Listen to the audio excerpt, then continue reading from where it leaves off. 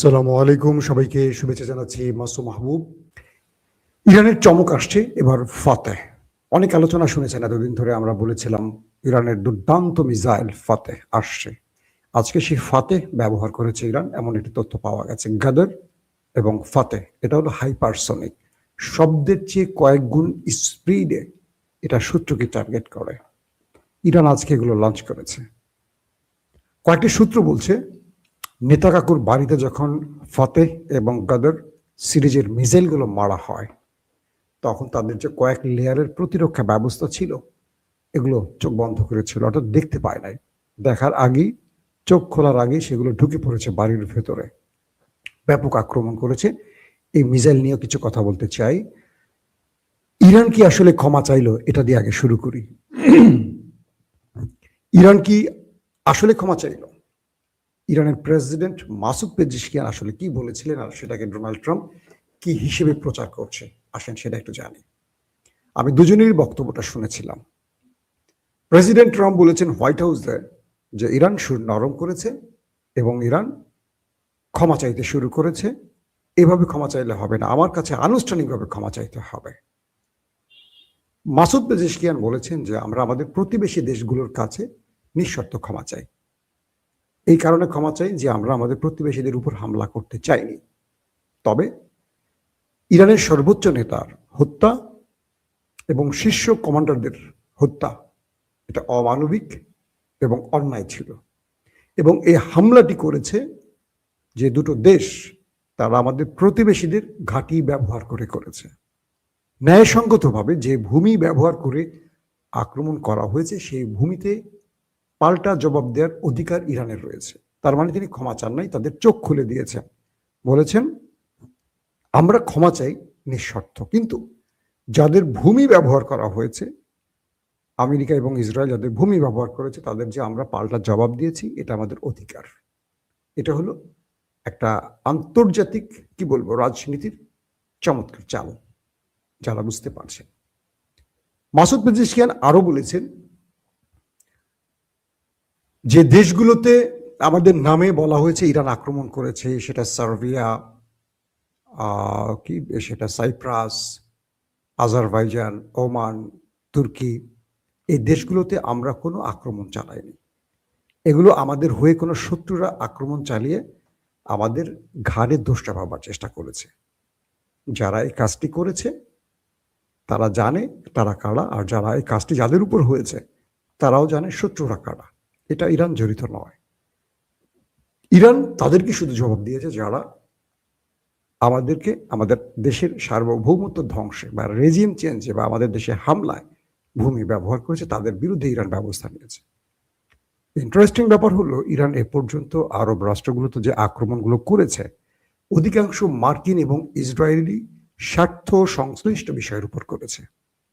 আরবের কোনো বাড়িতে একজন আরব মারা গেছে শুনছেন এখন পর্যন্ত? বরং আরবে থাকা কাজ করা আমাদের বাংলাদেশের কয়েকজন মারা গেছে, যারা শ্রমিক, তারা একটু বেশি উৎসাহী ছিল অথবা কাজের সময় সেখানে অ্যাটাক হয়েছে, মারা গেছে, কিন্তু কোনো আরবরা সেখানে মারা যায়নি। তার মানে এটার জন্য আসলে ইরানকে দায়ী করা যায় না, সেটা মাসুদ পেজিশকিয়ান বোঝালেন। 2 নম্বর বিষয় হলো, ইরান বা ইরানের প্রেসিডেন্ট বললেন যে ইরান কারোর কাছে ক্ষমা চায়নি, ক্ষমা চাইবে না। মানে ওই দুটো রাষ্ট্রের কথা উল্লেখ করে ট্রাম্পের বক্তব্যকে উল্লেখ করে বলেছেন ট্রাম্প বরং তিনি বুঝবেন তিনি যে কত বড় ভুল করেছেন ইরানে আক্রমণ করে।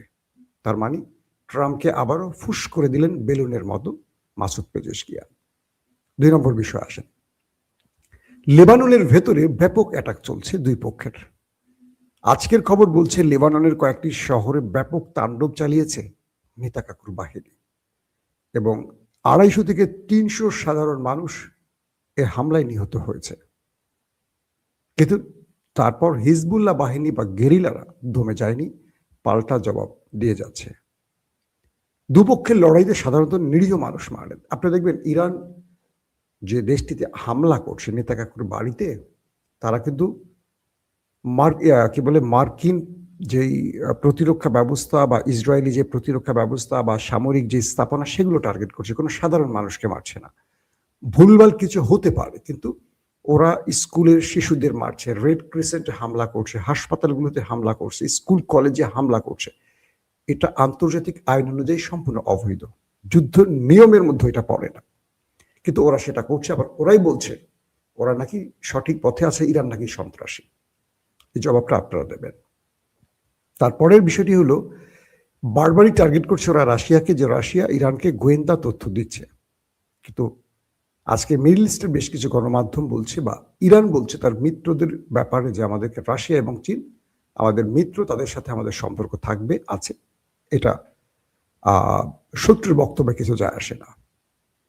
ইরানের কিছু গোয়েন্দা ড্রোন আছে, বা ইরানের কিছু গোয়েন্দা স্যাটেলাইট আছে, যেগুলো ইরানের না, দুঃখিত, চীনের এই গোয়েন্দা ড্রোনগুলো বা গোয়েন্দা স্যাটেলাইটগুলো প্রতি মুহূর্তে ইরানকে রিয়েল টাইম ইন্টেলিজেন্স দিচ্ছে, উপগ্রহের বা স্যাটেলাইটের ইমেজ দিচ্ছে, কোথায় কোথায় মার্কিন স্বার্থ রয়েছে, কোথায় কোথায় তাদের প্রতিরক্ষা ব্যবস্থা আছে। এটা আমি আমার পূর্বের নিউজে আপনাদের বলেছি একাধিকবার। তো সেই হিসেবে ইরান সফলভাবে আক্রমণ করছে। আমেরিকা এবং ইসরায়েলের প্রধান সমস্যাটা হলো, ওরা পৃথিবীর কোথায় কোথায় ওদের প্রতিরক্ষা ব্যবস্থা সাজিয়ে রেখেছে, এটা ইরান জানে কি করে, এটা নিয়ে ওরা টেনশনে পড়ে গেছে। ধরেন সৌদি আরবের একটি ভবনে বা আরব আমিরাতের একটি হোটেলে, 5 তারকা হোটেলে ইসরায়েল এবং আমেরিকার গোয়েন্দারা অবস্থান করছে, সিআই কিংবা মোসাদের সদস্যরা অবস্থান করছে। ভবনটা ধরেন 50 তলা বা ভবনটা ধরেন 30 তলা। সেই ভবনের 10 তলায় ওরা আছে, বা 20 তলায় ওরা আছে, বা 22 তলায় আছে, এটা তো জানার কথা না। ইরানের ড্রোন গিয়ে সেখানে হিট করে আসছে, মিসাইল গিয়ে সেখানে হিট করে আসছে। তো ওরা বলছে যে এই তথ্যগুলো কোনো না কোনো ভাবে ইরানকে থার্ড কেউ পৌঁছে দিচ্ছে। তো সেই হিসেবে চীন প্রকাশ্যে এই যুদ্ধে ইরানের পাশে না দাঁড়ালেও ইরানকে তার সব রকম তথ্য দিয়ে সহযোগিতা করছে, আবার সেটার বেনিফিট পাচ্ছে। প্রশ্ন হলো, চীন, মিস্টার ডোনাল্ড ট্রাম্প হঠাৎ করে এই বক্তব্যটি কেন দিলেন? তিনি কি ফেস সেভিং চাচ্ছেন, না বড় যুদ্ধের আভাস দিচ্ছেন? ট্রাম্প আন্তর্জাতিকভাবে কংগ্রেসদের কাছে, সিনেটরদের কাছে, রাষ্ট্রের কাছে বড় চাপে পড়ে গেছেন, কারণ এই যুদ্ধে আমেরিকার 5 বিলিয়ন মার্কিন ডলারের ক্ষতি হয়েছে বলে অনেকে বলছেন। একইভাবে ইসরায়েলেরও ব্যাপক আর্থিক ক্ষতি হয়েছে, তাদের তো ভিতরের অবস্থা খুবই খারাপ। এটা আর্থিক, মানে যুদ্ধের খরচের কথা বলছি। তারা বলছেন যে ট্রাম্প সেখান থেকে দৃষ্টি ফেরাবার জন্য নতুন করে এই নাটকগুলো করছেন। এই লোকটা আবার এই নাটকগুলো খুব ভালো করে। তারা বলছেন যে ট্রাম্প চাচ্ছেন যে কোনোভাবে একটা ফেস সেভিং, ইরান যেন কোনো একটা আলোচনার মাধ্যমে যুদ্ধটা শেষ করে, কারণ এই যুদ্ধটা ট্রাম্প সামনে নিতে পারছেন না। তিনি লং টাইম যুদ্ধের লোক নন, তিনি অল্প সময় ভালো রেজাল্ট চান, কিন্তু এবার তার রেজাল্ট উল্টো হয়ে গেছে। তিনি ইসরায়েলকে খুশি করতে যে কাজটা করেছেন তার পুরো উল্টো হয়ে গেছে তার দেশের ভেতরে। তাই তিনি ফেস সেভিং এর জন্য ইরানকে আলোচনায় আনতে চাইছেন। ইরানের বিপ্লবী গার্ড বাহিনী বলছে যে এটা থামবে না, এই লড়াই চলবে যতক্ষণ না আমাদের প্রতিশোধ নেওয়া শেষ হয়। তার মানে যুদ্ধ থামছে না, ইরান তার আক্রমণ চালাবে, এটা বোঝা যাচ্ছে। এবং ইরানের পক্ষ থেকে বলা হয়েছে কোনো আত্মসমর্পণ নয়, লড়াই চলবে। পাশাপাশি ইসরায়েল এই মুহূর্তে যে বিষয়টি চাইছে সেটা হলো প্রতিবেশী রাষ্ট্রগুলোকে ইরানের বিরুদ্ধে এনে আঞ্চলিক যুদ্ধ শুরু করতে। ইরান এই কারণেই প্রতিবেশীদের কাছে নিঃশর্ত ক্ষমা চেয়েছে, বলে না যে আমি সৌদি আরব তোমার কাছে ক্ষমা চাই। প্রতিবেশী যারা ক্ষতিগ্রস্ত হয়েছে কম বেশি, এটার কারণ হলো প্রতিবেশীরা যেন ইসরায়েলের কোনো পাতা ফাঁদে পা না দেয়। তাই কৌশলে যখন ইসরায়েল চাইছে একটা আঞ্চলিক লড়াই শুরু করতে, প্রতিবেশীদের সাথে ইরানকে একা করে লড়াই করতে, তখন ইরানের প্রেসিডেন্ট কৌশলে এই খেলাটি খেলে দিয়েছে। অর্থাৎ ইসরায়েল এখন আঞ্চলিক লড়াইটা সুযোগ আর পাবে না। আরেকটা ব্যাপার হলো, এই দুই পক্ষের লড়াইতে লাভবান আসলে কারা হয়েছে? একদিকে মনে হচ্ছে রাশিয়া, চীন তো কিছু লাভবান হয়েছে, তারা তেল বিক্রির সুযোগ পাচ্ছে, ইরান থেকেও তেল নিতে পারছে, আবার মধ্যপ্রাচ্য থেকে ইরান তেল নিচ্ছে, হরমুজ প্রণালীতে চীনকে কোনো রকম সমস্যা দিচ্ছে না চীন। বাকিরা তো সমস্যায় পড়ে গেছে। আসলে লাভবান আপাত দৃষ্টিতে কেউ না, কারণ পৃথিবীর অর্থনীতি ভেঙে পড়া মানে সবগুলো দেশই ক্ষতিগ্রস্ত হওয়া। সবচেয়ে বেশি ক্ষতিগ্রস্ত হয়েছে ইরান, ইসরায়েল এবং আমেরিকা। মধ্যপ্রাচ্যে আমেরিকা তার সবগুলো ঘাঁটি ধ্বংস হয়ে গেছে। এই অঞ্চলে আরবরা তাদেরকে আর ঘাঁটি করতে দেবে কিনা, আগের মতো পেট্রোডলার দিয়ে তাদেরকে পুষবে কিনা, এটা নিয়ে তারা আলোচনায় বসে গেছে। ট্রাম্প তার সবচেয়ে ধনবান মিত্রদের হারাতে যাচ্ছে, এটাও আমেরিকার এখন আলোচনা। যে ট্রাম্প ইসরায়েলকে রক্ষায় মধ্যপ্রাচ্যে এত বড় যুদ্ধ ছড়িয়ে দিলেন, সেই ট্রাম্প মধ্যপ্রাচ্য থেকে কিক আউট হতে পারেন, এটাও এখন আলোচনায় আসছে। দর্শক, এখন ইরান কি করতে যাচ্ছে? ইরানের আজকের প্রস্তুতি হলো ইরানের সেই স্বল্প মাত্রার বা কম দামি বা পুরনো আদলের 10 থেকে 12 বছরের আগের যে মিসাইলগুলো, এগুলো দিয়ে কাঙ্ক্ষিত টার্গেট ইরান পূরণ করে ফেলেছে। ইরান প্রতিবেশীর ঘাঁটিগুলোকে ধ্বংস করেছে, প্রতিবেশীর ঘাঁটিতে থাকা মার্কিন এবং ইসরায়েলি প্রতিরক্ষা ব্যবস্থাকে ভেঙে দিয়েছে। একটা বিষয় আপনাদের সহজ করে বলি, গত 12 দিনের ইরান ইসরায়েল যুদ্ধে ইসরায়েল 300 মিসাইল মারলে দেখা গেছে 50টা টার্গেটে হিট করেছে, 250টা ইন্টারসেপ্ট হয়ে গেছে। কারণ ইসরায়েল পর্যন্ত পৌঁছতে হলে ইরানের মিসাইলকে কয়েকটি দেশ সফর করতে হয়। প্রথম ইরানের ভূমি থেকে বেরিয়ে সাগর পাড়ি দিতে হয়, আরব আমিরাত, সৌদি আরব, জর্দান পাড়ি দিতে হয়, তারপর ইসরায়েলের ভূমিতে ঢুকতে হয়, তারপর তেল আবিব বা হাইফা যেটাই বলি সেখানে যেতে হয়। এবার ইরান তার কাছে থাকা অল্প দামের মিসাইলগুলো, ড্রোনগুলো দিয়ে মধ্যপ্রাচ্যে থাকা আমেরিকান এবং ইসরায়েলের সকল সিস্টেম ভেঙে দিয়েছে, সকল রাডার সিস্টেম ধ্বংস করে দিয়েছে, সকল প্রতিরক্ষা ব্যবস্থা ধ্বংস করে দিয়েছে। এখন ইরান যে মিসাইলটি মারে, এটা সোজা চলে যায় দখলদার দেশটিতে।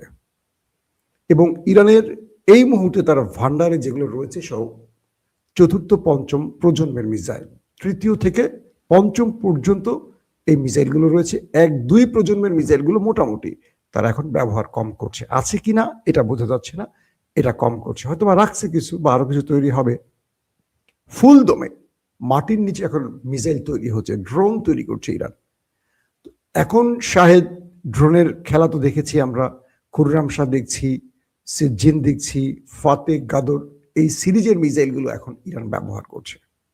এবং বলা আছে যে ইরানের কাছে এমন কিছু মিসাইল আছে যাদের ওয়ারহেড নিউক্লিয়ার পূর্ণ, অর্থাৎ ইরানে যদি আমেরিকা বড় রকম আক্রমণ করে সেক্ষেত্রে ইরান তার নিউক্লিয়ার মিসাইলগুলো হিট চালাতে পারে।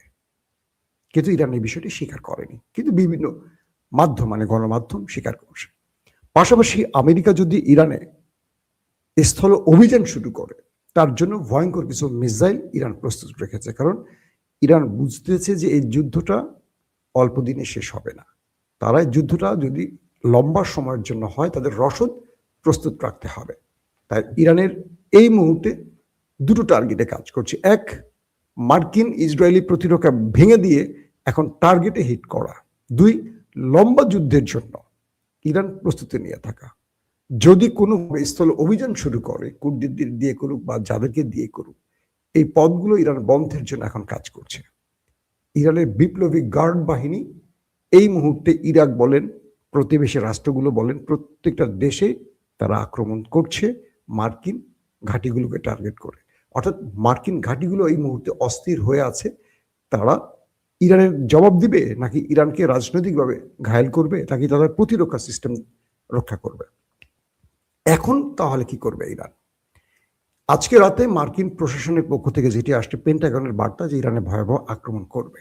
আমরা এখন পর্যন্ত ভয়াবহ আক্রমণের বড় রকম খবর পাইনি। যেগুলো পেয়েছি, ইরানের প্রধান বিমানবন্দরকে ধ্বংস করেছে, অনেকগুলো গুরুত্বপূর্ণ স্ট্রাকচার ধ্বংস করে দিয়েছে আমেরিকা এবং ইসরায়েল।